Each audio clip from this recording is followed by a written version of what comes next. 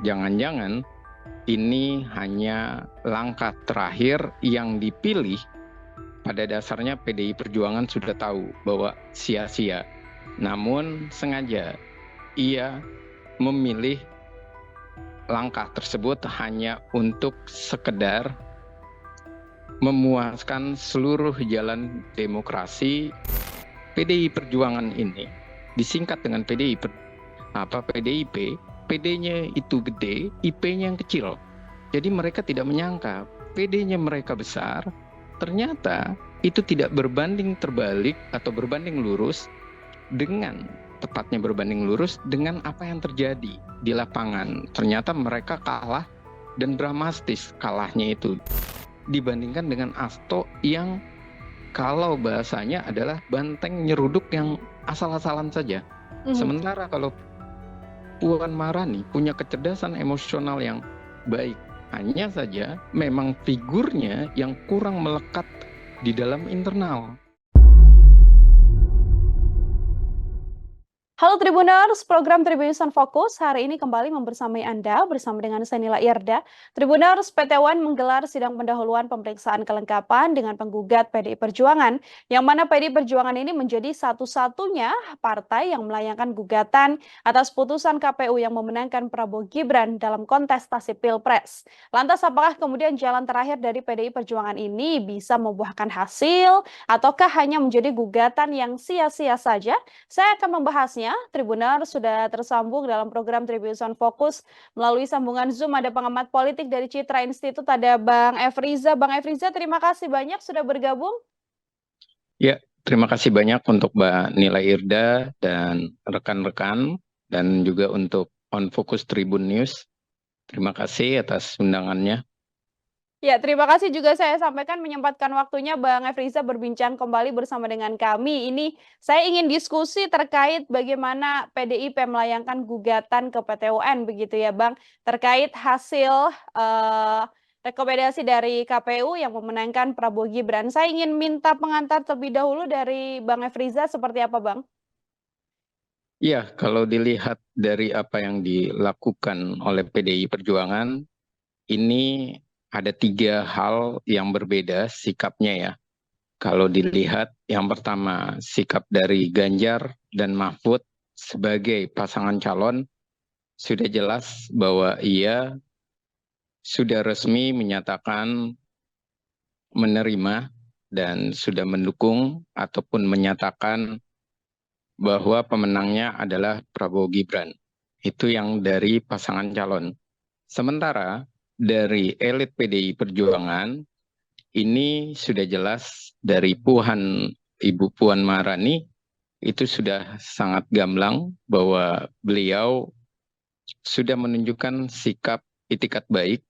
Dia menunjukkan jiwa besarnya dari mulai sebelum proses di MK bahwa ia menerima kekalahan PDI Perjuangan, dan ia juga menunjukkan sikap bahwa pemenangnya adalah Pak Prabowo Gibran dengan silaturahim kepada TKN atau tim kampanye nasional dari kubu 02 Prabowo Gibran.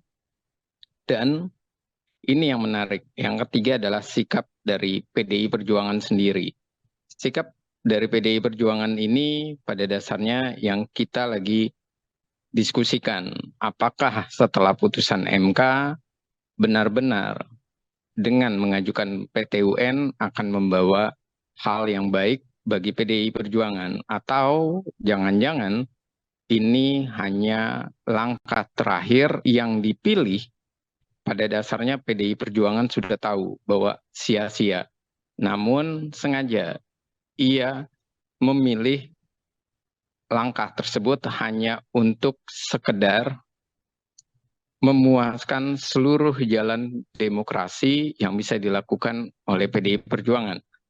Satu itu. Yang kedua, ia ingin menunjukkan bahwa PDI Perjuangan ini belum bisa menerima seluruh proses kemenangan Prabowo Gibran yang bagi PDI Perjuangan tidak bisa dilepaskan dari cawe-cawe dalam tanda kutip maupun tanpa tanda kutip yang dilakukan oleh Presiden Joko Widodo.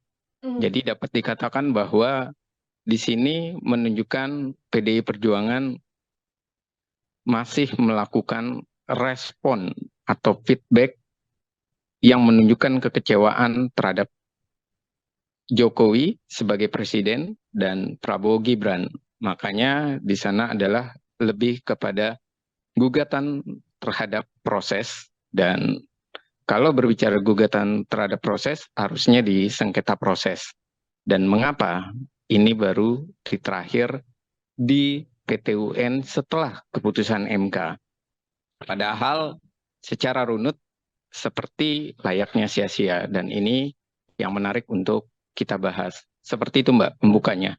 Oke, artinya ini sedianya kalau dari analisa Bang Efriza, PDIP juga paham betul begitu ya, bahwa langkah gugatan ke PT UN ini pada akhirnya akan menjadi sia-sia, namun sebagai proses demokrasi dan tadi bentuk belum menerima kekalahan ini yang membuat PDIP akhirnya menggugat hasil Pilpres ke PT UN. Ini kan PDIP kalau kita lihat menjadi satu-satunya partai begitu Bang Efriza, yang menolak putusan KPU memenangkan Prabowo Gibran. Sementara kalau partai-partai lain kita tahu saat ini bahkan sudah sampai di tahap mendekati koalisi, berbincang bersama dengan koalisi. Kalau dari analisa Bang Efriza, mengapa sedemikian panjangnya proses ini diikuti oleh PDI Perjuangan untuk melihat bagaimana kemudian ada kecurangan dalam proses pemilihan presiden ini? Ya, ada berbagai macam yang kita bisa lihat. Yang pertama adalah dari sisi internal PDI Perjuangan. Dari sisi internal PDI Perjuangan yang kita bisa tangkap bahwa PDI Perjuangan ini juga tidak solid secara internal. Satu sisi sudah ada yang mengakui kemenangan Prabowo Gibran, yaitu Ganjar dan Mahfud. Ya. Sisi yang lain juga sudah ditunjukkan oleh Puan Maharani untuk ikhlas.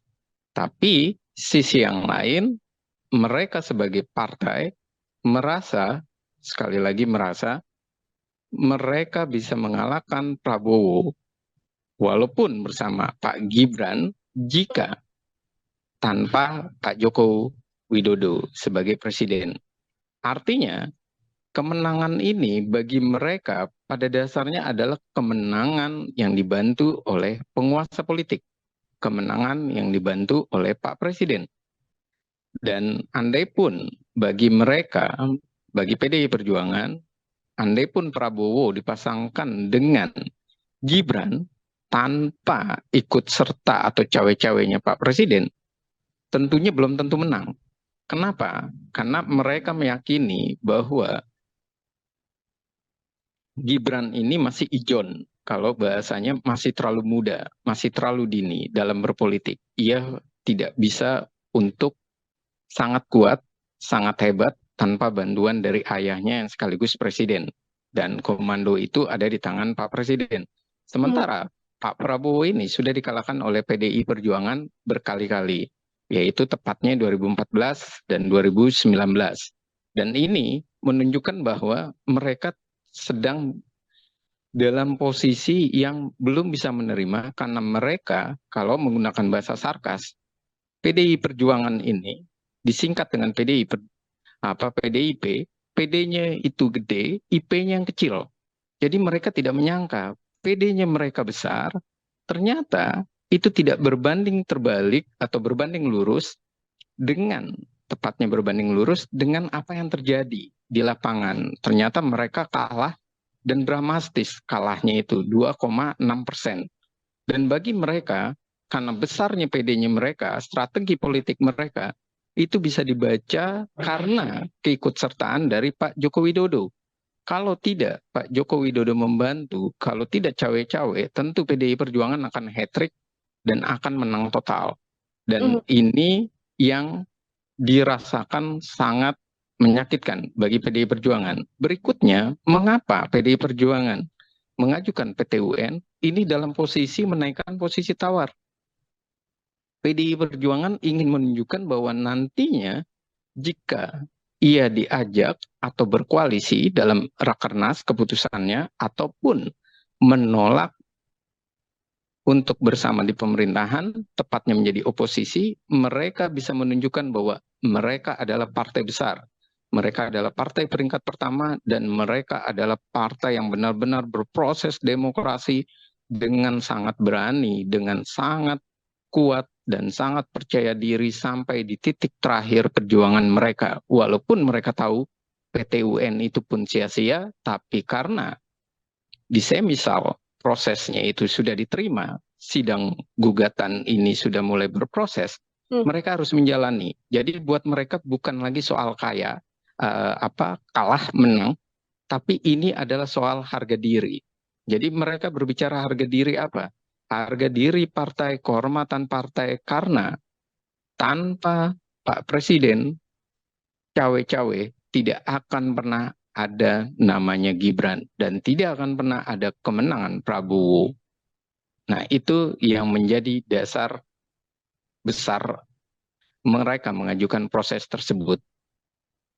Ada nilai tawar atau menunjukkan bagaimana besarnya PDI Perjuangan begitu ya, Bang Efriza, di balik gugatan yang kemudian dilayangkan ke PT UN. Ini kan kalau kita lihat menyoal bagaimana sikap atau nilai tawar dari PDI Perjuangan tadi, Bang. Ini kan cukup keras begitu ya, sikap yang kemudian ditunjukkan oleh PDIP, bahkan bertemu dengan Prabowo Subianto atau bahkan tim koalisi untuk 5 tahun mendatang saja, ini masih belum ada keterangan lebih detail, belum ada angin segar bahwa Prabowo Subianto bisa bertemu dengan elit-elit PDIP. Ini kan kalau kita lihat kan bagaimana jaga image-nya PDIP yang terkenal kritis, lalu tidak mau didekati oleh koalisi, Bang. Iya, kalau melihat atau membaca fakta dari luar, bisa memang kita melihat bahwa ini adalah kekuatan PDI Perjuangan menjaga marwahnya, menjaga kesulitan mereka, dan menjaga harga diri mereka. Tapi kalau membaca lebih dalam, jangan-jangan bukan ini menjaga marwah, tapi PDI Perjuangan ada konflik internal di dalam. Jadi konflik internal di dalamnya berupa apa?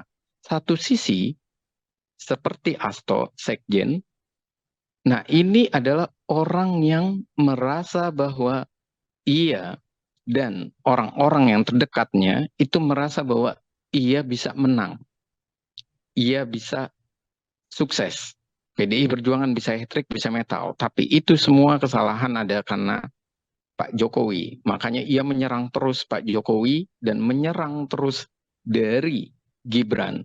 Tapi sisi yang kedua, banyak elit-elit PDIP atau PDI Perjuangan yang berada di kubunya Puan Maharani. Yang mereka merasa bahwa sudahlah, ini sekedar kompetisi.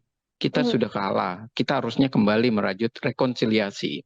Dan inilah yang nantinya saya menduga ini yang dibawa di dalam Rakernas. Perdebatan ini yang dibawa di dalam Rakernas yang nantinya akan diselesaikan oleh Ketua Umum. Siapa kira-kira asumsinya yang lebih kuat? Apakah Hasto Kristianto dengan kawan-kawannya yang notabene tentunya adalah ada Ganjar Pranowo pula di balik hal tersebut, atau Bu Puan Maharani yang memang nantinya ia memang layak untuk memimpin PDI Perjuangan dengan lebih sejuk, dengan cita rasa lobby yang mirip dengan ayahnya Taufik Kemas, dengan kekuatan dirinya yang lebih diakui matang, diakui mapan, diakui berdemokrasi terbaik dibandingkan dengan Hasto yang kalau bahasanya adalah banteng nyeruduk yang asal-asalan saja. Sementara kalau Puan Maharani punya kecerdasan emosional yang baik, hanya saja memang figurnya yang kurang melekat di dalam internal. Kenapa? Karena ia adalah berdarah biru. Ia adalah posisinya di singgasana. Jadi sangat sulit untuk berdekatan dengan kelas bawahnya PDI Perjuangan.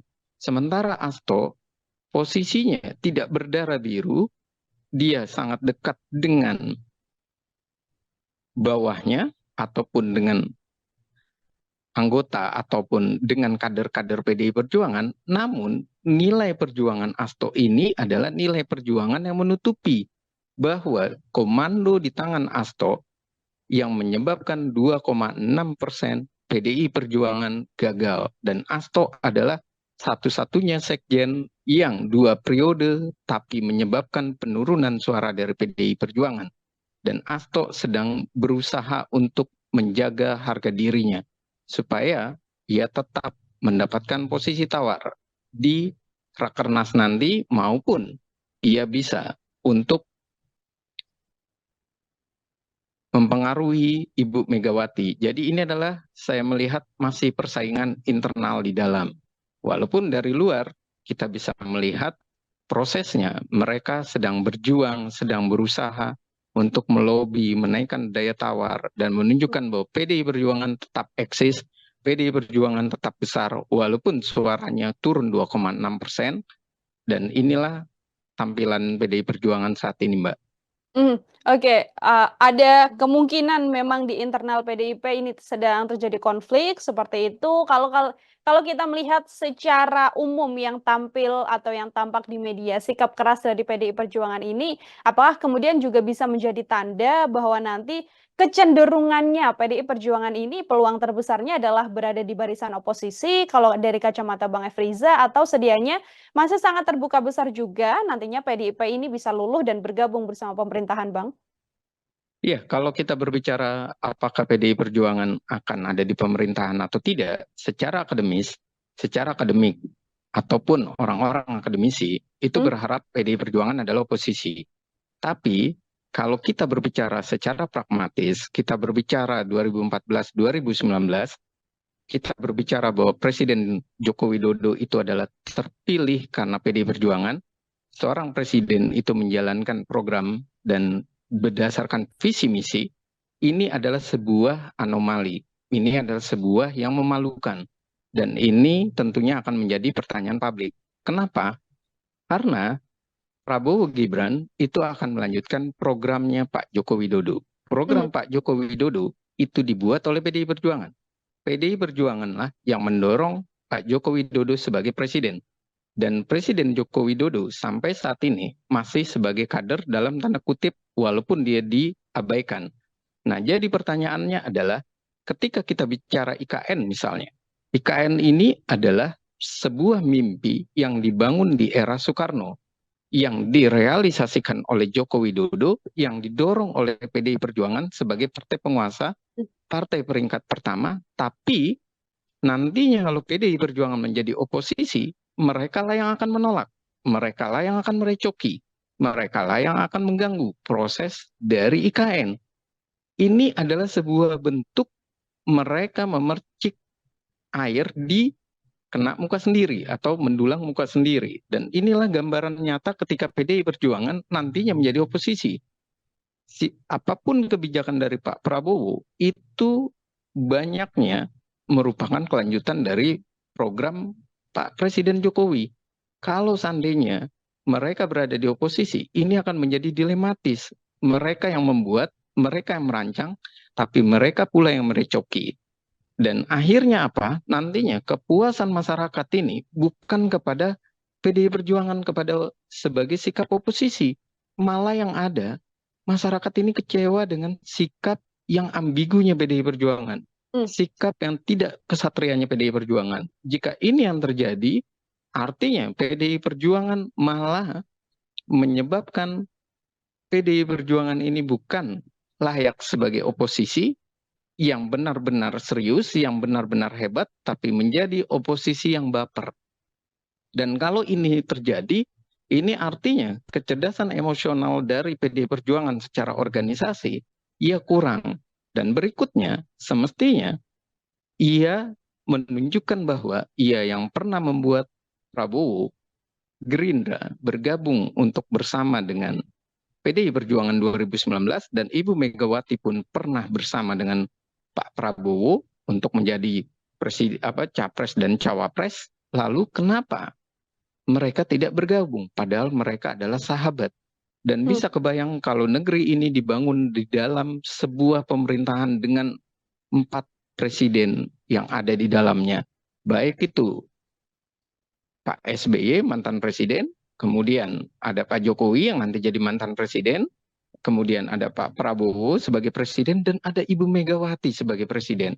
bukankah nilai-nilai akademisi, bukankah keinginan akademisi adalah program 25 tahunan, seperti program Repelita, ataupun seperti program berkelanjutan yang 25 tahunan. Nah, ini kenapa rencana program ini yang didukung dan didorong oleh banyaknya presiden di dalamnya, ini harus hilang hanya untuk kepentingan kelompok. Semestinya kepentingan bangsa dan negara inilah yang dipilih. Dan semestinya PDI Perjuangan bisa seperti Nasdem yang tidak berbicara kursi, tapi mendukung pemerintahan karena ia tahu bahwa pemerintahan ini sempat didukung oleh Nasdem, dan Nasdem tahu kalau Nasdem tidak memberikan dukungan kembali, ia artinya dalam posisi yang berbeda, yang ambigu, dan ini tidak baik bagi kesolidan, bagi solidaritas maupun kekuatan dari kader sampai elemen elit. Dan ini tidak baik secara organisasi kepartean. Dan ini yang semestinya disadari oleh PDI Perjuangan dalam memutuskan apakah PDI Perjuangan menjadi oposisi atau koalisi. Mhm.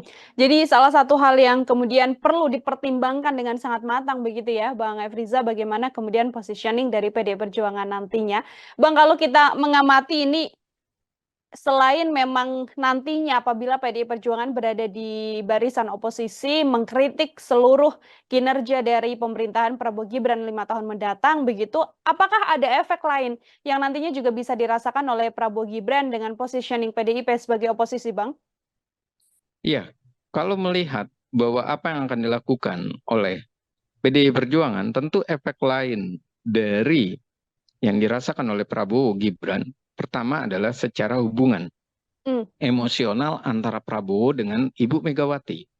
Karena mereka sahabat, tapi dalam prosesnya PDI Perjuangan ini tidak mau membuka kesempatan, tidak mau berkomunikasi. Artinya dua sahabat ini diputus silaturahimnya, diputus hubungan baiknya hanya karena kepentingan politik yang pragmatis atas nama partai politik. Karena Ibu Megawati adalah ketua umum, simbol dan ikon.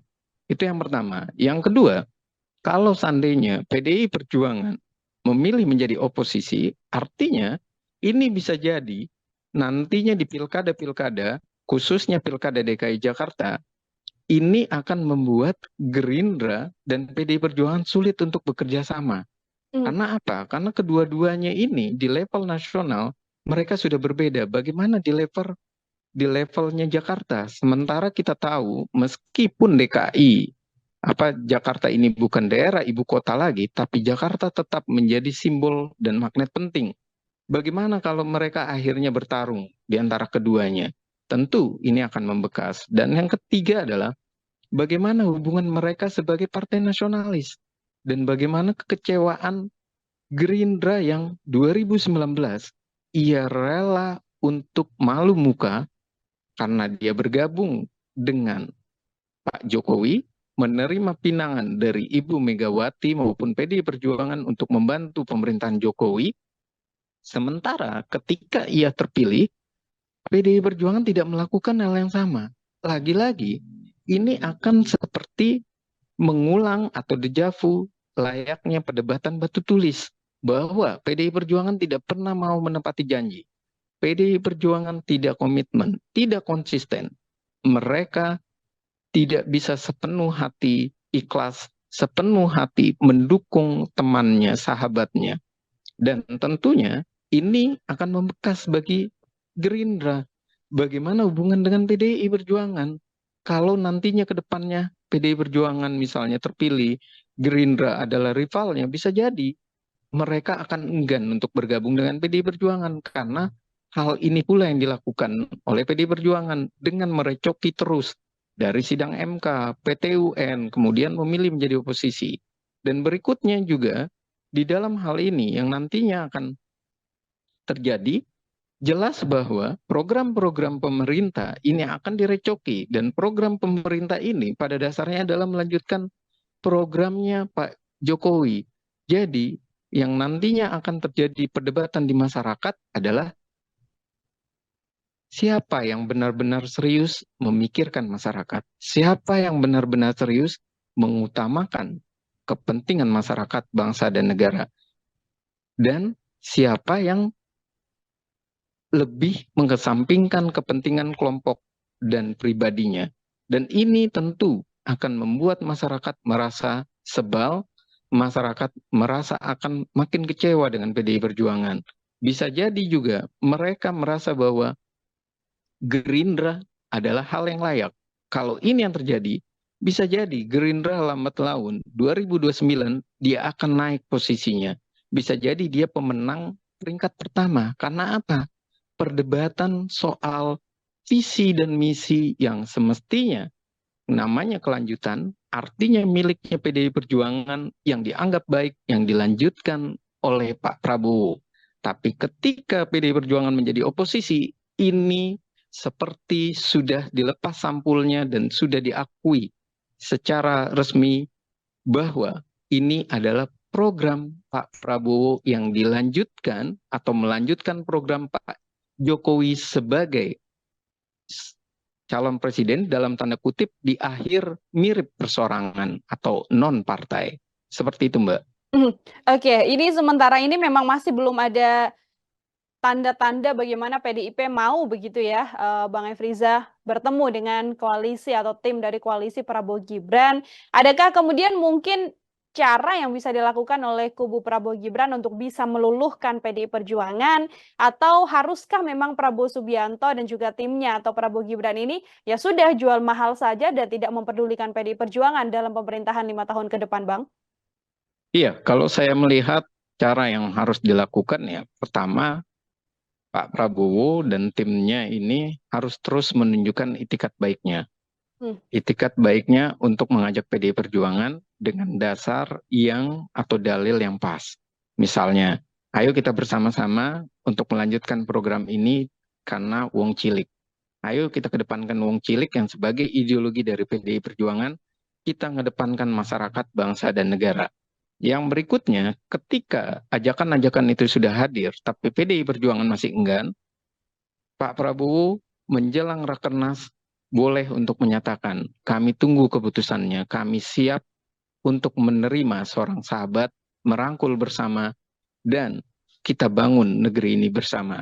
Dan saya rasa, kalau itu yang dilakukan, seorang Pak Prabowo sudah menunjukkan sikap negarawan, tapi kalau PDI Perjuangan menolak dalam hal ini Rakernas dan tidak pernah terjadi yang namanya upaya untuk mempertemukan Megawati Soekarno Putri dengan Pak Prabowo, artinya PDI Perjuangan melakukan dua kesalahan fatal. Yang pertama, merusak persahabatan dua negarawan, dua orang yang berarti bagi Republik ini, dua ketua umum partai politik. Yang kedua adalah merusak rekonsiliasi dan merusak keinginan masyarakat keberlanjutan program pembangunan.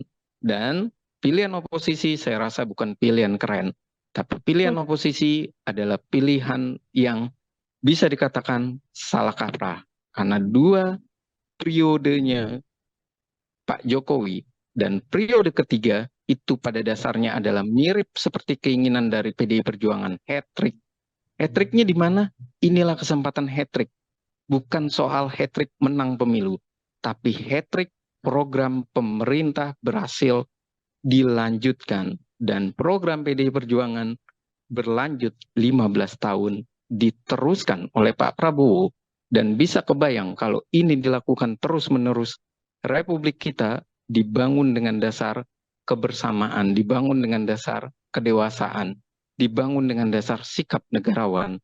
Jadi demokrasi di Indonesia bisa dikatakan bahwa inilah yang disebut dengan demokrasi nuansa kekeluargaan.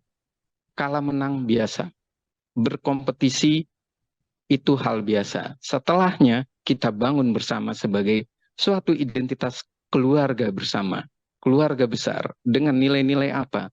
Nilai-nilai program yang dilanjutkan. Bukankah itu juga yang memang diinginkan oleh PDI Perjuangan dengan munculnya keinginan amandemen UUD 1945 supaya visi misi itu dihapuskan dan kemudian dibentuk sebuah program yang bersifat 25 tahunan.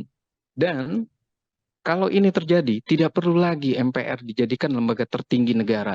Tapi sikap partai politik itulah yang dikedepankan.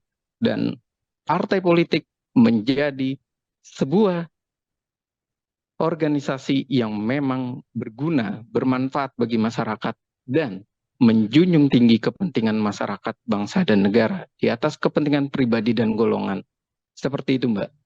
Oke, baik. Terima kasih banyak, Bang Efriza. Ini juga menjadi PR besar ya bagi PDI Perjuangan agar bisa memutuskan dengan cermat apakah nanti akan berada di barisan oposisi atau koalisi tadi dengan pertimbangan-pertimbangan vital yang juga harus dilihat oleh PDI Perjuangan. Bang Efriza, terima kasih banyak untuk kesempatannya berbincang hari ini dalam program Tribunnews on Focus. Semoga di lain kesempatan kita bisa berbincang dengan tema-tema dan diskusi lainnya. Luar biasa sekali, Bang Efriza. Sama-sama, Mbak, dan terima kasih banyak atas undangannya, kepercayaannya, dan terima kasih untuk On Focus, Tribun News, dan mohon maaf kalau ada salah kata dan salah bahasa. Ya, Sukses selamat. untuk Tribun News. Terima kasih banyak Bang Efriza, selamat beraktivitas kembali. Tribuners, demikian obrolan saya bersama dengan pengamat politik dari Citra Institute. Ada Bang Efriza membersamai kita dalam program Tribunnews on Focus hari ini. Nantikan obrolan saya dengan narasumber-narasumber luar biasa lainnya dan juga tema-tema lain yang pastinya hanya dalam program Tribunnews on Focus. Sanila Irda pamit undur diri. Terima kasih dan sampai jumpa. Download Tribun X sekarang. Menghadirkan lokal menjadi Indonesia.